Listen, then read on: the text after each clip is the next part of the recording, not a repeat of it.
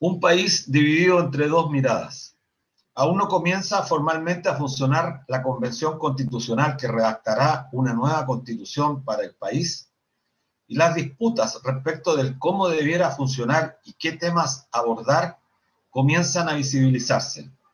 Los sectores vinculados a quienes en estos últimos años, 30 años, han tenido el predominio en el control del Estado, se resisten a reconocer que Chile cambió.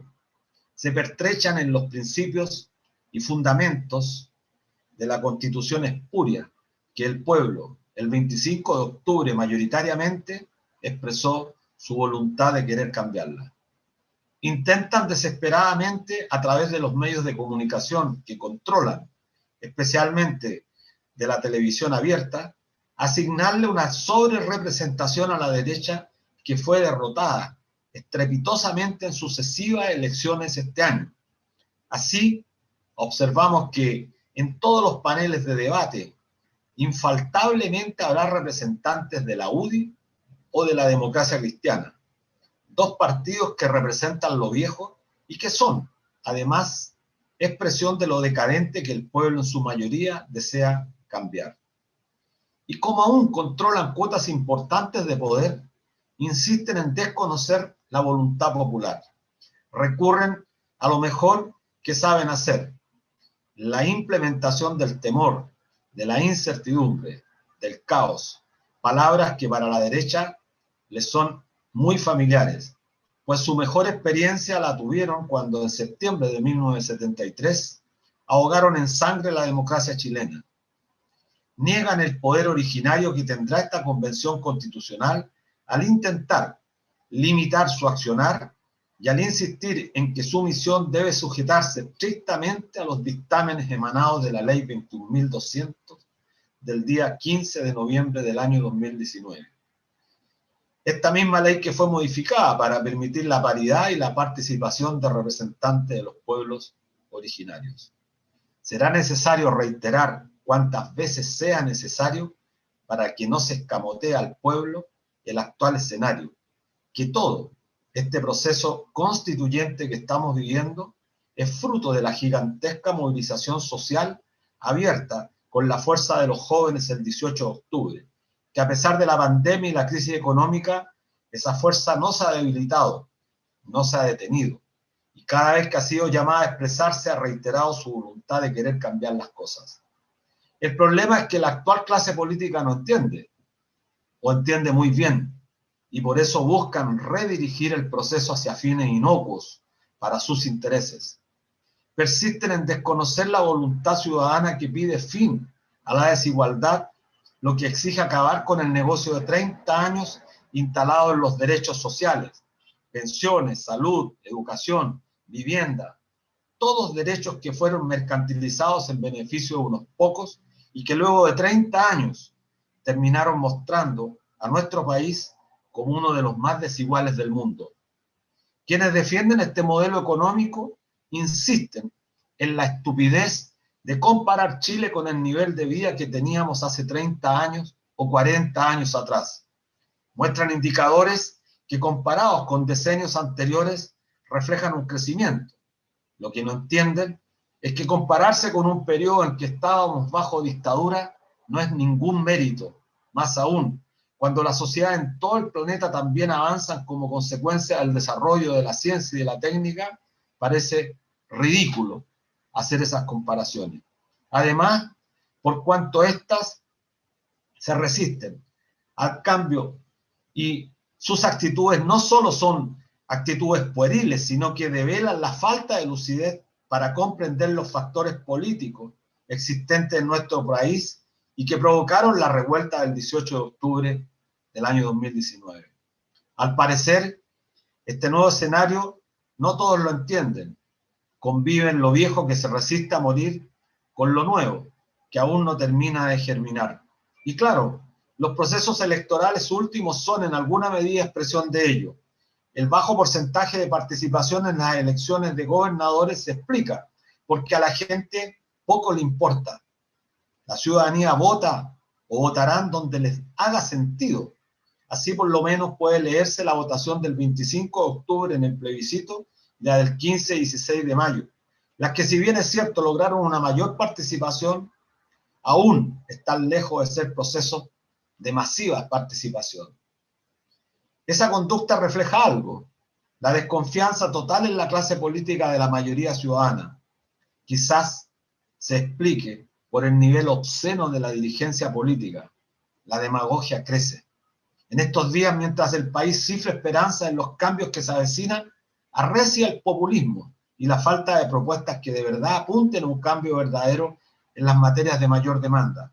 Han aparecido diversas propuestas de todos lados para retirar el 100% del ahorro de los trabajadores y de las trabajadoras. Ninguna de ellas señala seriamente qué pasará con las personas después de concretarse una iniciativa como esta.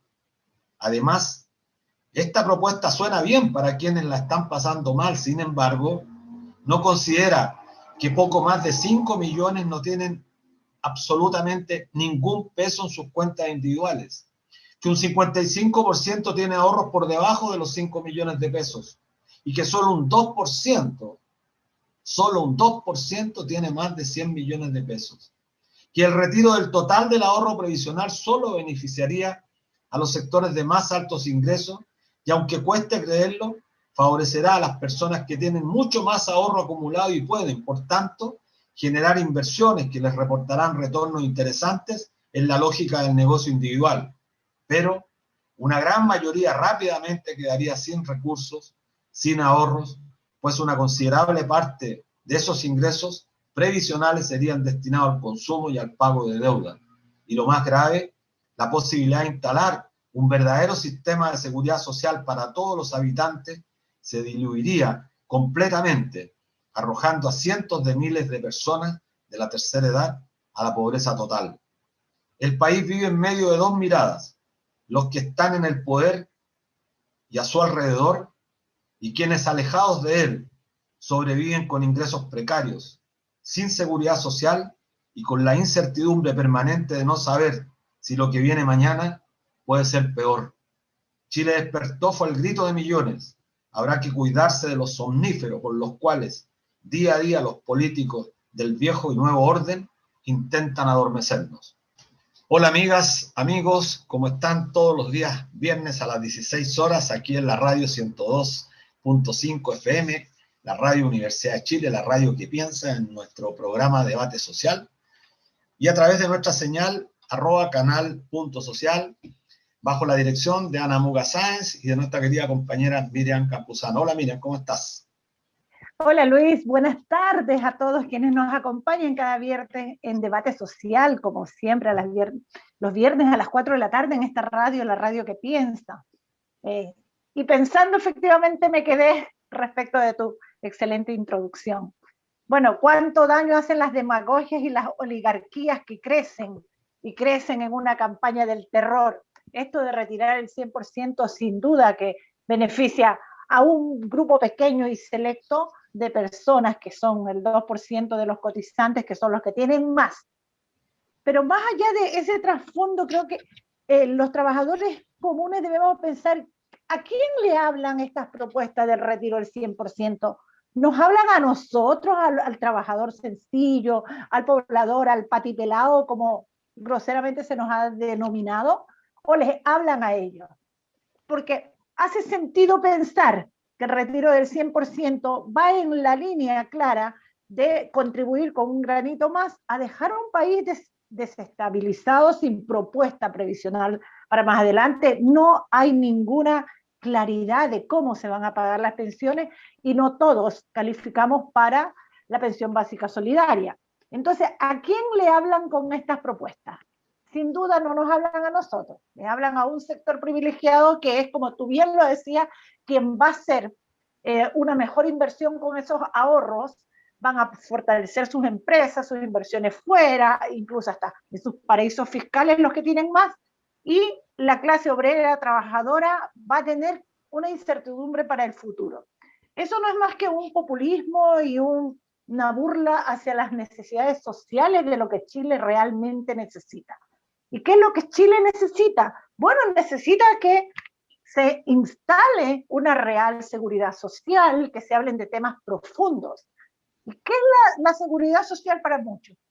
Es la protección que la sociedad debería darle a las personas y a los hogares, a los trabajadores, para asegurarles que estos puedan hacer frente a las contingencias como esta misma de la pandemia, que en los hombros de los trabajadores ha recaído todo el peso de la pandemia, y que en los estados de necesidad tengan una asistencia médica, en el estado de desempleo, una ayuda en las enfermedades, invalidez, etc. ¿Cuánta falta nos hace tocar esos temas profundos y no estas banalidades de este populismo debo decirlo, no solo de la derecha, porque la derecha tiene claro que ellos no van a ser parte del nuevo gobierno, sino también sectores que se dicen de oposición? Luis. Sí, mira, yo estoy francamente impresionado porque esto nos genera grandes problemas. Nuestros auditores de la Radio Universidad de Chile, la radio que piensa, tenemos que meditar profundamente sobre esta estrategia de liquidar el ahorro previsional de todos los y las trabajadoras. Porque la construcción de un sistema público de pensiones, como tienen la mayoría de los países del mundo, supone partir con una base mínima que permita pagar pensiones. ¿Cuál ha sido el discurso permanente para poder inhibir y asustar a la ciudadanía? La expropiación, la vieja política anticomunista, que está hoy día tomando mucha fuerza a partir de los indicadores que muestran a Jadwe con un porcentaje importante de adhesión ciudadana. Por eso nos preocupa también que Jadwe haya planteado este retiro. Y porque el retiro del ahorro previsional nunca, y esto tenemos que entenderlo,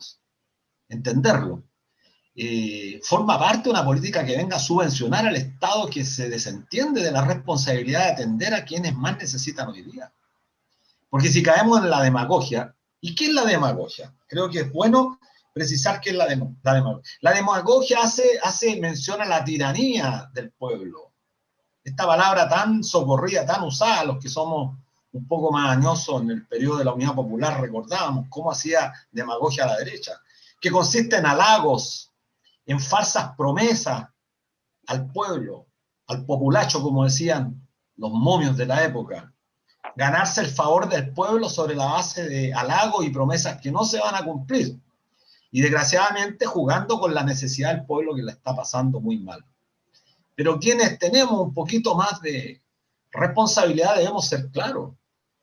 Un nuevo sistema implica no expropiar los ahorros que con tanto esfuerzo hombre y mujer han logrado acumular, que entre otras cosas hay que decirlo cada vez que sea necesario, es muy poco.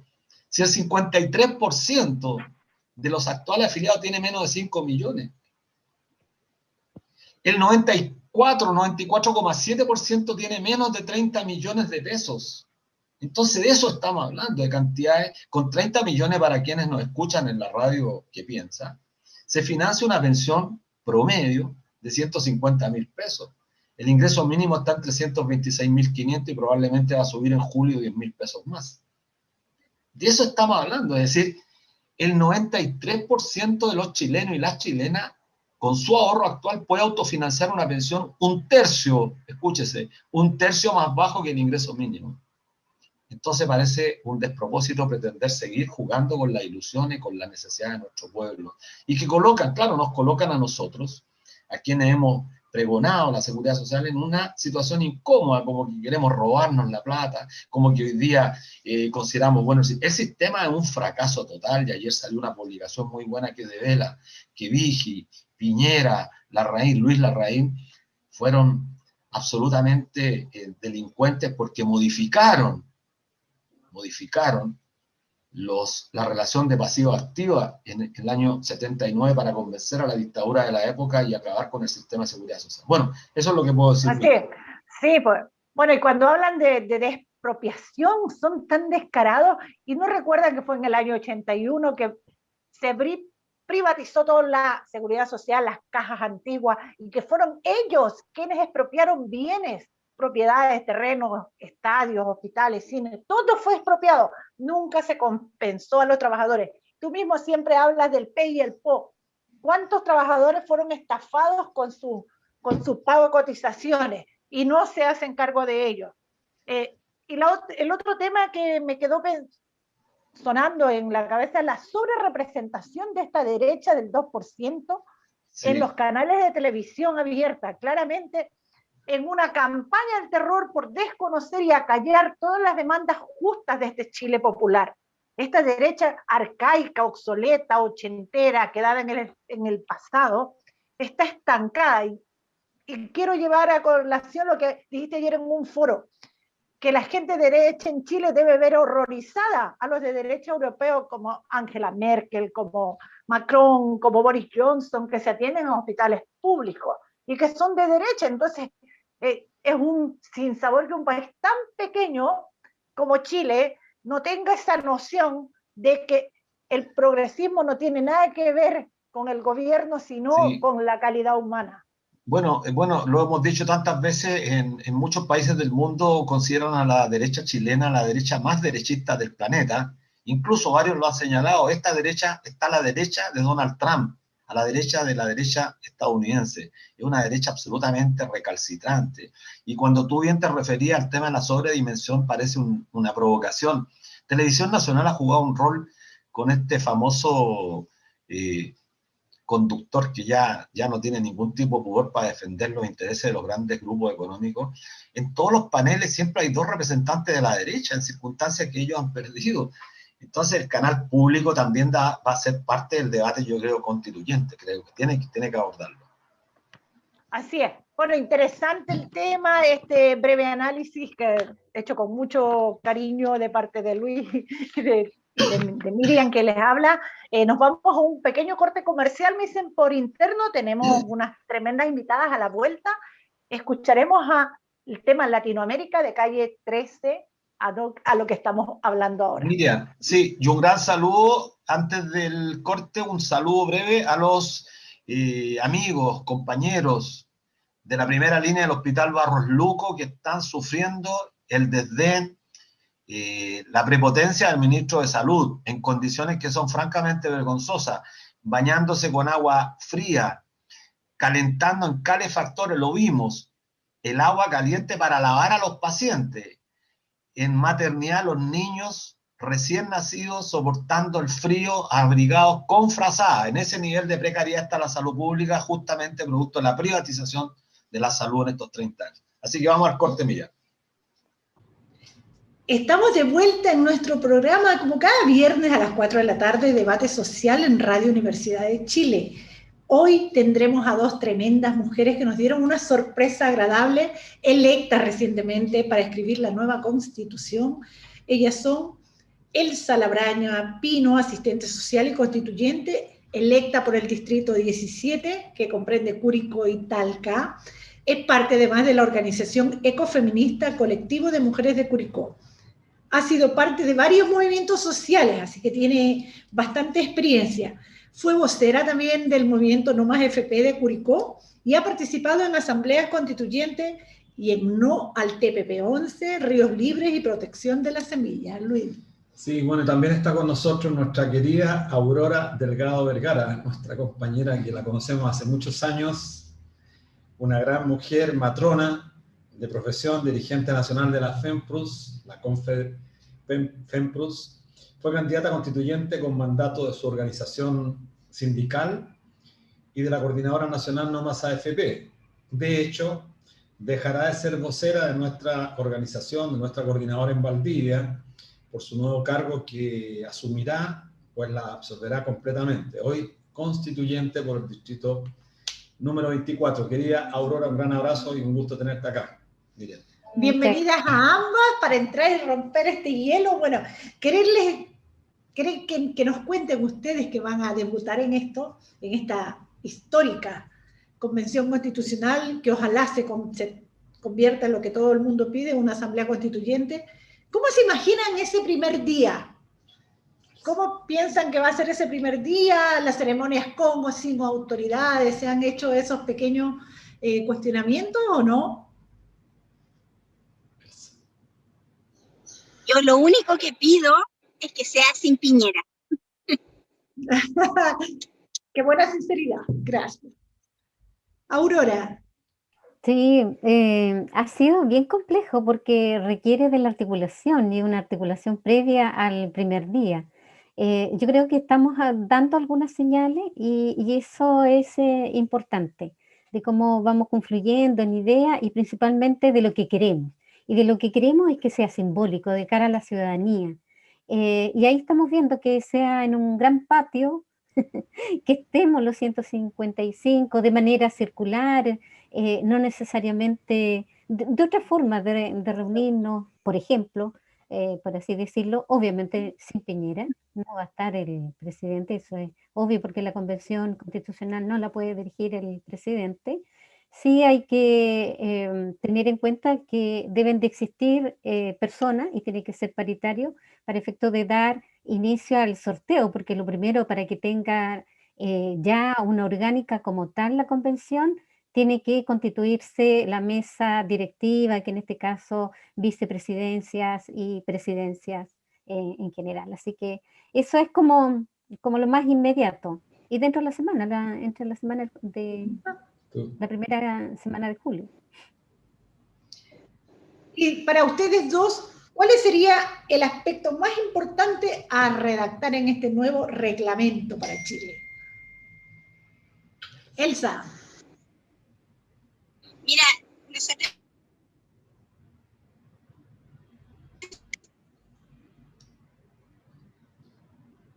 Parece que tiene problemas técnicos, pero por Aurora, ¿podrías tú responder?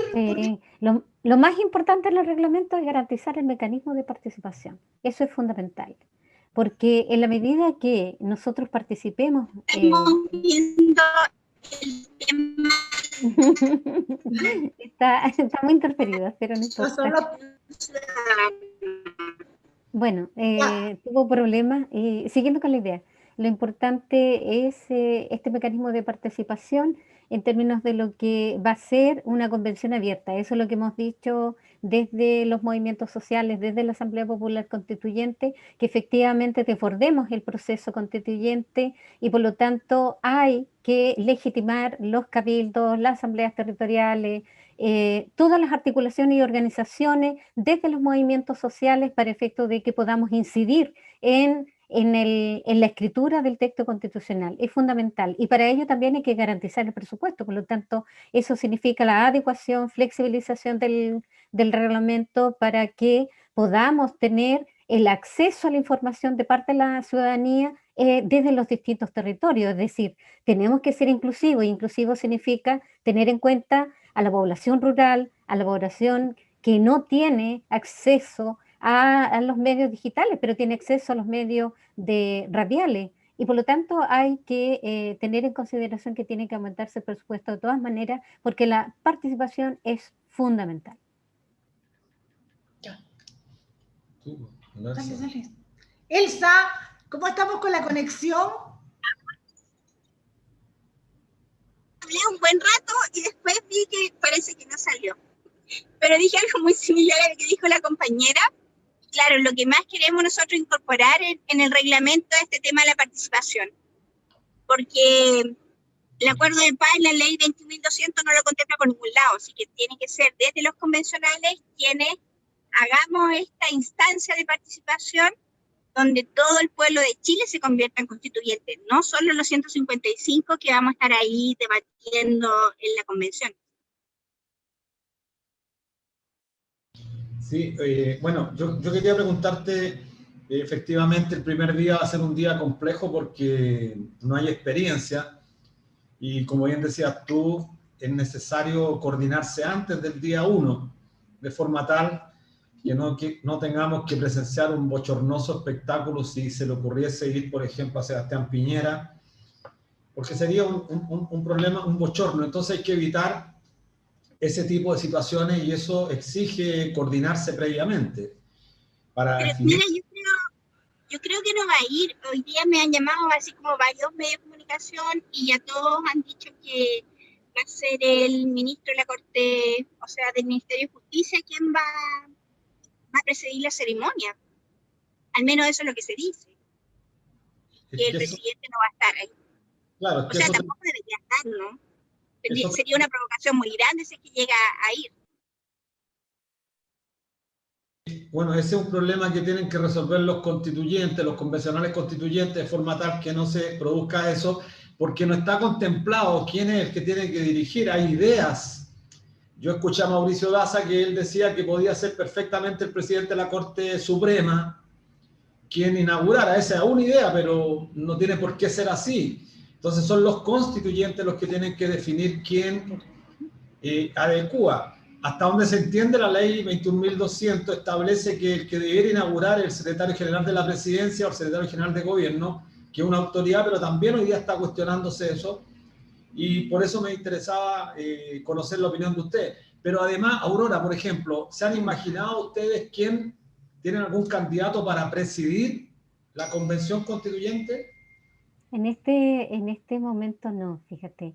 Yo creo que hay que considerar, primero que todo, tiene que ser paritaria la presidencia, o la vicepresidencia, o que existan otras vicepresidencias, que sea una dirección o una mesa directiva mucho más amplia, no más allá de 7 personas para ir de manera rotativa. A lo mejor hay que buscar fórmulas que no sean las propias de las que hoy día estamos acostumbrados o acostumbradas. Yo diría que por ese lado. Ahora, ¿quién? Eh, Muchos planteamos que a lo mejor sea a través de un sorteo, por ejemplo, ¿por qué no? Cada constituyente tiene la posibilidad de ser presidenta, presidenta, pero eso va a definirse, va a ser muy complejo, va a ser muy, muy complejo. Pero Aurora, poniéndonos en esa suposición, ¿qué retroceso sería que saliera en ese sorteo Marcela Cubillo o la Marinovich, la Teresa Marinovich? Claro, entonces, son una minoría y tendrían la presidencia. Entonces, pensamos al menos... Claro, no, si es de todas maneras, no, y además es difícil a no ser que ya existan algunas correlaciones de fuerza y estén determinando a tal persona. Por ejemplo, yo he escuchado Esquela, que pudiera ser, pero hay que pensar que a lo mejor tiene que ser de regiones. ¿Por qué no una mujer? ¿Por qué no alguien de los pueblos originarios, por ejemplo, que también le daría un matiz distinto? Pero eso tiene que verse. Sí, bueno, Agustín Esquella, Premio Nacional, hombre del Partido Liberal ahora, ha sido el candidato permanente del Mercurio. El Mercurio lo viene promoviendo antes de las elecciones como el futuro presidente. Sería, yo diría, un franco retroceso si finalmente él terminara presidiendo. Yo estoy de acuerdo contigo, me parece que una mujer representa hoy día lo que es la demanda del mundo femenino. También he escuchado que perfectamente puede ser una mujer proveniente de los pueblos originarios, que sería tremendamente importante. Creo que hay que ir ahí, y si es de provincia, cuánto mejor. Tenemos 2 o 3 grandes mujeres del mundo de los pueblos originarios. Tenemos una gran científica en la tercera región, en el distrito 3, una gran científica que ha estado librando una batalla también importante contra la destrucción de los salarios. Es decir, hay muchas mujeres que podrían perfectamente, lo importante es que sea gente que represente también, yo diría, la gran mayoría del país. Es un desafío importante que tienen ustedes por delante hoy día. Ahora, la diversidad y la descentralizar Santiago no es Chile, la mayoría somos de regiones, por ejemplo, y hoy día somos paritarios, así que, ¿por qué no? Hablando de esta campaña y respecto de esta gran participación popular que queremos y que soñamos para este nuevo proceso que vive Chile, ¿qué te ha parecido a ti, Aurora? Porque hasta que la compañera se vuelva a conectar, ¿qué te ha parecido la reacción frente a la declaración de 34 constituyentes que han reafirmado la soberanía de la convención? O sea, es toda esta prensa mercurial que salió como fin de mundo. ¿Cuál es tu parecer? Sí, muchas de las demandas que allí estaban contempladas son las demandas que hemos dado por mucho tiempo, las distintas organizaciones y movimientos sociales. Hay que entender que hay personas que se han articulado y por lo más probable que estas 34 personas también hubieron otras que no fueron consideradas siendo del mismo movimiento. Por ejemplo, yo escuché por qué yo no, en fin. Pero sin, dejando eso como algo secundario, lo importante es que estas demandas están hoy día y es necesario. Cuando queremos sentar las bases democráticas, se requiere, por ejemplo, el tema del TTP-11, ¿cuántas veces ha sido instalado en el Congreso con suma urgencia, por ejemplo? Y ese es un peligro para nosotros respecto a la soberanía. Es decir, le quita inclusive la posibilidad a la Convención Constitucional o nuestra Asamblea Constituyente, en términos como nosotros queríamos, la posibilidad de ejercer la soberanía. Y eso es un elemento no menor. Como también lo que está pasando con nuestro movimiento, con el tema de la legislación permanente, de estar entrampando desde distintas maneras lo que nosotros queremos en definitiva, que es un sistema de seguridad social solidario, tripartito, con fondo reserva técnica, universal, y resulta que seguimos bajo esa lógica de ir obstaculizando y esta porfiadez, esta tosudez permanente de seguir defendiendo este sistema capitalista neoliberal. Sí, me parece tú, especialmente tú, Aurora, que tienes dos mandatos tremendamente importantes. El mandato de la coordinadora Noma FP de la región de Los Ríos, pero además de la coordinadora nacional Noma FP a lo largo del país. Y además el mandato implícito por ser miembro activo de la FEMPRUS, que está vinculado directamente a la salud. Entonces llevas tras tus hombros dos grandes demandas, quizás las dos más masivas del país, que son pensión y salud, y que constituyen parte, yo diría, fundamental de la demanda de nuestro pueblo. Ahora, yo en esa misma dirección, y tú lo esbozaste de alguna forma, hoy día en el Congreso se debate una propuesta que en el fondo pretende dejar intacto el sistema. Pero también se ha producido una cosa compleja. Las candidaturas presidenciales, o una parte de ellas, está planteando el retiro del 100%. Y no ha habido ningún economista serio en este país que valide, que avale una iniciativa de esa naturaleza, porque tú lo sabes muy bien porque te has especializado ya varios años en esta materia, nosotros ya lo sabemos. Un sistema público de pensiones, que es el que demandamos, requiere y exige usar los fondos de pensiones para pagar pensiones, lo que no significa en lo más mínimo la expropiación como se ha instalado política y demagógicamente. Entonces creo que es relevante tú como constituyente el rol que vas a jugar ahí en términos de convencer, de explicarle a los demás constituyentes que el reconocimiento del ahorro de cada uno de nosotros, que entre otras cosas también hay que decirlo, es bastante bajo, es bastante miserable, no va a ser expropiado y va a estar en función del mejoramiento de las pensiones. ¿Cómo ves ese desafío hoy día tú, Aurora? Bueno, es un gran desafío en el sentido de que hay que tener en cuenta que no voy en representación solamente de algunos o de algunas, sino que en representación de una gran lucha que se ha dado y del movimiento No Más AFP.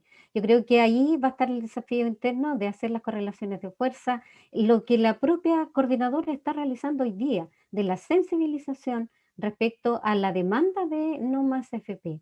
Y eso significa que tiene que haber un compromiso ético, social, que debe ser prioritario para efectos de que podamos tener un sistema como nosotros estamos, y muchos de la mayoría de los chilenos está exigiendo, que es pensiones dignas y suficientes.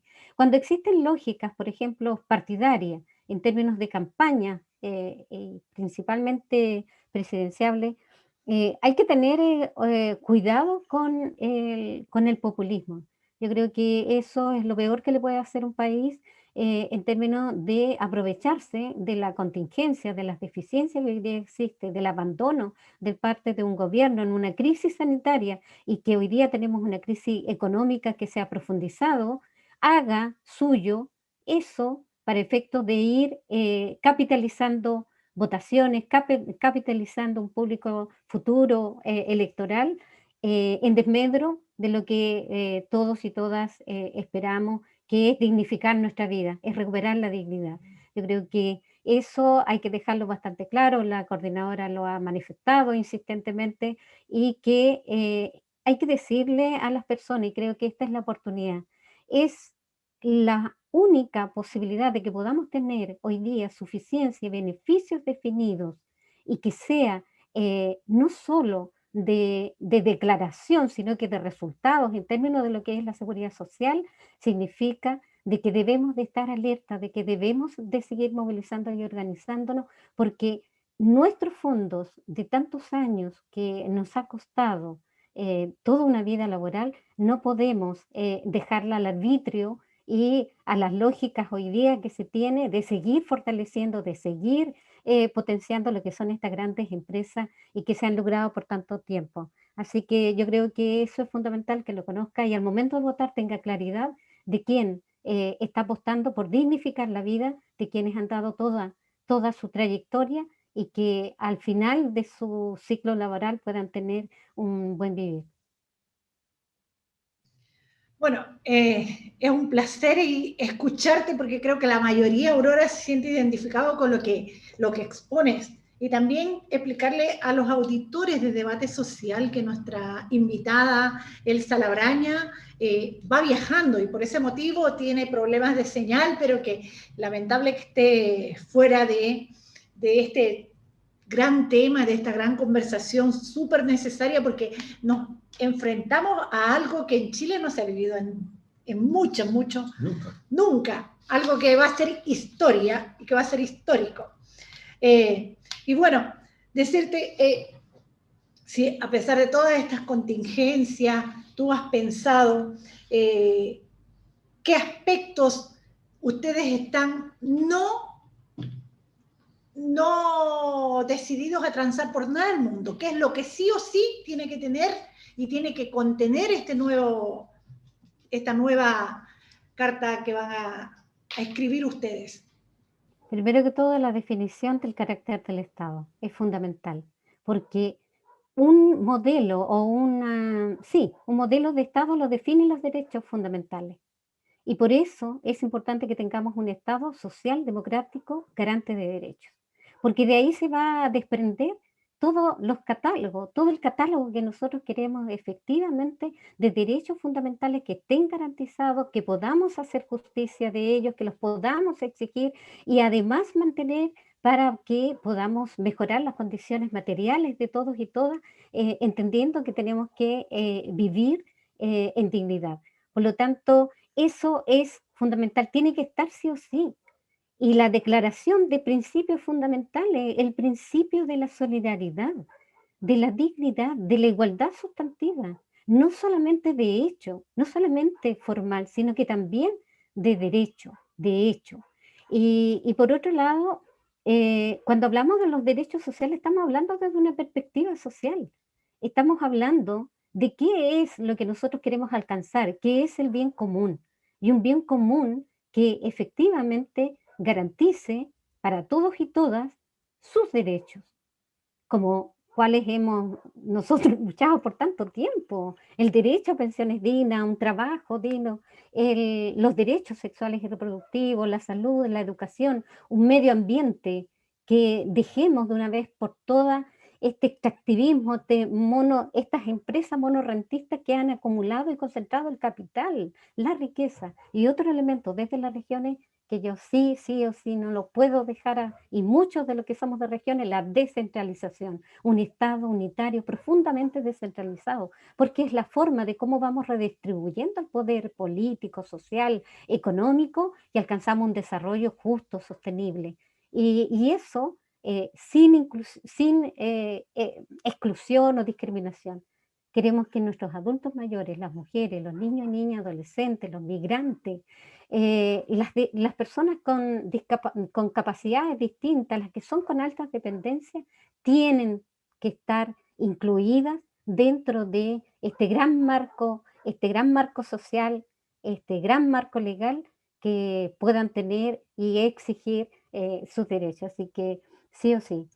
Podría decir algo más, pero eso es como lo fundamental, son los ejes rectores de lo que va a ser esta Carta Magna, de lo que corresponde a los dogmas y además de lo que es orgánico y cómo se instituyen los distintos órganos del Estado y que tengan el imperativo, la obligación de definir políticas públicas que efectivamente lleguen a todos, a todas, y reduzcamos lo que es la desigualdad territorial, la desigualdad tan profunda que hoy día existe en nuestro país, que levantamos un 18 de octubre del 2019.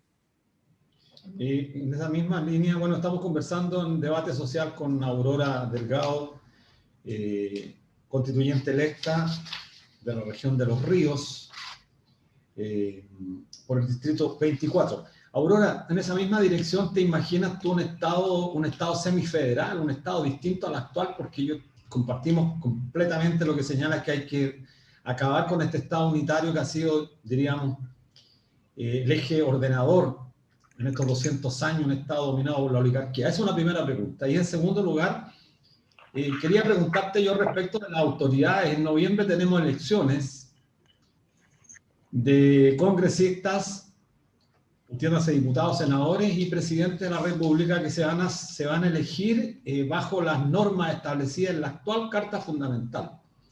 Y ya se escucha con mucha fuerza, yo diría que hay una mayoría al parecer, porque el próximo Congreso sea un Congreso unicameral, es decir, que desaparezca la figura del Senado, por lo cual cambiaría el régimen político también del país. ¿Cómo es posible compatibilizar que se elijan en noviembre senadores por 8 años, en circunstancias que al cabo de un año después de la elección, un poco menos, porque son 12 meses como máximo que tienen los convencionales constituyentes para presentar esta nueva carta? ¿Cómo se va a compatibilizar eso? ¿Han pensado o has pensado tú respecto de la importancia de plantear una reforma constitucional que haga posible que las elecciones de noviembre sean por autoridades transitorias? Es decir, ya eso se está discutiendo, que sean electas por 18 meses, por poner un ejemplo.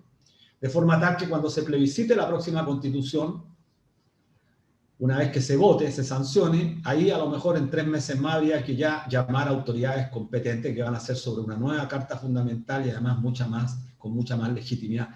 Esas dos preguntas quería preguntarte, Aurora. Sí.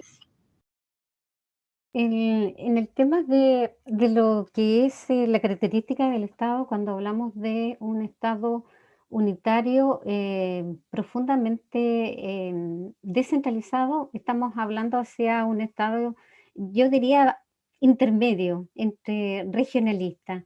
En ese aspecto hay que ver un poco de cómo es la estructura del país, la estructura administrativa, geográfica, territorial, que puede no ser muy conveniente para algunas regiones en relación a otras, porque hay que entender que hay desigualdades territoriales también y de cómo se va distribuyendo la riqueza en esos espacios y cómo ha existido o no desarrollo de esos territorios. Me quedo con el unitario descentralizado y ahora con respecto al régimen de gobierno, obviamente tiene que ser semipresidencialista. Es fundamental hoy día que la concentración de poder que tiene el Ejecutivo, que recae en el presidente, es también una forma de cómo se va dando en los gobiernos locales, en los gobiernos regionales. Y en definitiva lo que tienes hoy es un gobierno que, y en este caso un presidente o hiperpresidencialismo que tiene poder de veto, que tiene el poder de determinar lo que son las remuneraciones, por ejemplo, del sector público, puede tener iniciativas de ley, puede definir la urgencia o no urgencia de un proyecto. Y por otro lado, cuando hablamos de unicameral, yo diría que sí, tiene que ser un unicameral. ¿Por qué razón? Porque hoy día cuando tenemos una Cámara del Senado que es minoritario en términos de integrantes, minoritario en relación a los diputados, hacen lo mismo en términos legislativos respecto a un proyecto de ley. Lo revisan, ¿verdad?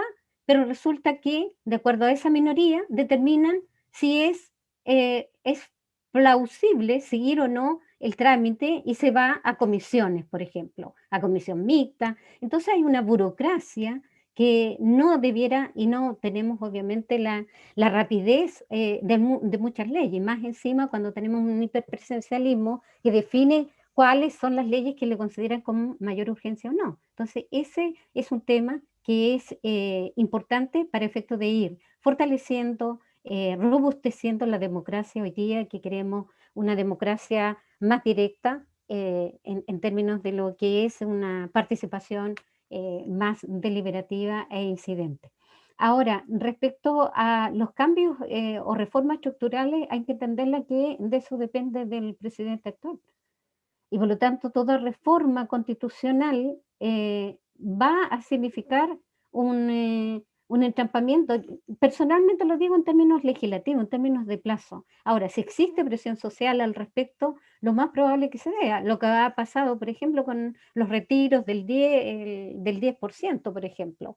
No se hubiese pensado en una reforma constitucional hace cuánto tiempo atrás, si no se presiona, porque hoy día no están dadas las garantías ni las condiciones materiales para aquellos que quedaron cesantes, para aquellos que redujeron sus ingresos, para aquellos que tienen que sostener la vida durante este periodo tan crítico. Pero creo que va de la mano con esto de lo que es la presión social para efecto de que estas presidenciales, estas elecciones, en definitiva, pudiera ser en una lógica distinta como nosotros esperamos de cómo se eligen a los representantes de nuestro país. Y eso va a significar también que es importante el poder que podemos ejercer, y eso se ejerce en las urnas, siempre y cuando participemos en este proceso también. Porque en la medida de cuánto participemos, podemos hacer modificaciones reales, sustantivas, respecto a cómo queremos que quienes lideren hoy día nuestro país. Yo creo que por ahí podría contestar. Bueno, y hablabas de la presión social, que es fundamental para lograr los objetivos y las demandas que Chile urge. Bueno, la contraparte también tiene claro que tiene que presionar. Los medios de comunicación y los patrones de Chile ya están presionando también en esta vorágine de la desinformación, queriendo implantar el caos, el miedo, y queriendo de que algo cambie para que todo quede intacto. Tú ponías el claro ejemplo de las AFP, querer hacer una modificación para que el modelo siga tal cual. ¿Han pensado ustedes o tienen alguna estrategia? ¿Cómo van a enfrentar esas presiones de las cuales ustedes van a ser objeto? Porque ellos van a hacer de las mil maneras para tratar de que las cosas queden un poco modificadas, pero a la final se mantenga el modelo. Hay que partir de la base que es una hoja en blanco. Por lo tanto, tenemos todas las voluntades, las distintas demandas que se han presentado para efecto de poder ir escribiendo este texto constitucional. Y eso significa que tiene que existir participación. Si la ciudadanía suelta el proceso constituyente, no vamos a tener la constitución que nosotros esperamos. Lo que no puede quedar bajo el criterio de 155 personas. Algunos se autorrepresentan, otros vienen de los movimientos sociales y tienen base social, tienen respaldo social. Y por eso es importante que exista, cuando hablaba adelante respecto a este desborde de la Constitución, significa que nos sigamos articulando y organizando para efecto de aquellas demandas legítimas que hemos dado luchas por tanto tiempo, queden consignadas en esta nueva Constitución. Y cuando hablo de hoja en blanco, no queremos el gatopardismo, no, dijimos no en las urnas, no queremos lo mismo de siempre y tampoco dijimos de que se modifique de modificar o reformar lo reformado, que en definitiva eso dijimos que no. Así que es una gran oportunidad histórica, vamos a estar de manera paritaria y estamos convencidos que la única forma de hacer grandes cambios en nuestro país de aquí a 2 años más, porque esta Constitución, una vez que sea aprobada en el plebiscito ratificatorio, se van a tener que realizar todas las modificaciones legales que corresponden, y ahí esperamos que el decreto 3500 de una vez por todas deje de existir. Por lo tanto, ahí hay muchos desafíos y estoy con esa convicción de que podemos hacer y que la ciudadanía tome un rol, se empodere, más allá de las calles, más allá de las calles. Bueno, muy claro nos quedan tus planteamientos, Aurora Delgado. Queremos agradecerte. Estamos con Aurora Delgado Vergara, del distrito 24 de Valdivia, una gran dirigente de la Coordinadora Nacional No Más AFP y además de la Federación de Profesionales de la Salud FEMPLUS. Queremos darte las gracias, Aurora, desearte el mejor de los éxitos. Sabemos que vas a estar permanentemente vinculada, conectada con los movimientos sociales, así que tenemos mucha confianza en ti. Un gran abrazo a la distancia y bueno, mucho éxito, compañera. Así es, Aurora, agradecerte. Sabemos que el sector que tú representas, el sector salud, han sido los grandes guerreros en esta época de pandemia, en estos años difíciles que ha pasado Chile, y son los grandes héroes, la verdadera primera línea. Así que vamos con todo nomás y con mucha fe, fuerza, garra y con esos mandatos que vienen de los movimientos sociales. Muchas gracias a ustedes, Luis. Un gran abrazo a la distancia, Luis. Muchas gracias. Bueno, y lamentar que Elsa Labraña se nos haya caído, su señal estaba mal, así que para la próxima es la tendremos. Así que un gran abrazo. Un gran abrazo.